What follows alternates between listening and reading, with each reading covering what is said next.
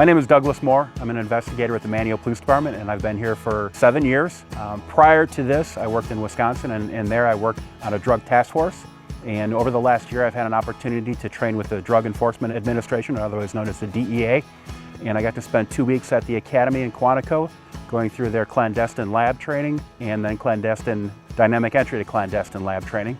And then we had an opportunity this year. We actually hosted in Manteo the 2-week DEA drug investigator course.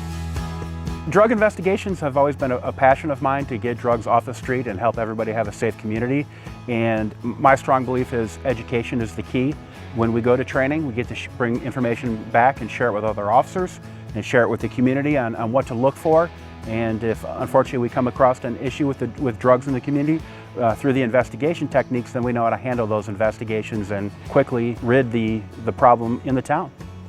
The first drug investigation class that I went to was back in right around 2000 in Wisconsin. I went to the week-long drug investigator course put on the Wisconsin Department of Justice there, and that just started from the very basics. How to start a drug investigation, how to work with informants, how to properly document investigations. From there, when I came here, it was something I wanted to continue with, so we actually continued that with starting the Canine program to get drugs off the streets, and also use it as a public relations tool to get into the schools and other community events to talk to people about drug investigations. And from there, my career has just furthered with the opportunities to train with the Drug Enforcement Administration. So within the last year, I've had an opportunity to go to what's called clandestine lab training. During that training, we got in depth to what clandestine labs are, as far as like a methamphetamine lab or a butane lab. Methamphetamine lab is where they make methamphetamine. It's an extremely volatile, explosive lab. The chemicals in that are extremely deadly.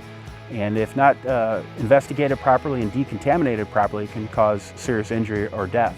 A butane lab is an extremely volatile, flammable situation. Butane is used to extract oils from marijuana, which gives you a very high concentration of THC in the wax that is produced. It looks like wax, sometimes it's called butter, and that's becoming extremely popular. So the clandestine lab training sponsored by the Drug Enforcement Administration is designed to train officers on how to safely enter these labs, document the evidence in the lab, and then bring a case to the prosecutor. One of the neat opportunities that I've had with this is there's only a handful of people in the eastern part of North Carolina who are certified to do these type of lab investigations.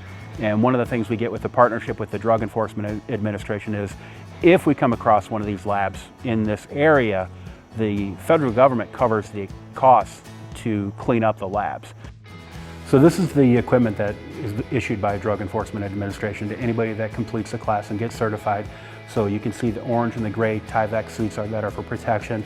We have the boots, we have oxygen tanks, the masks, some other safety equipment, along with some reference books that we use.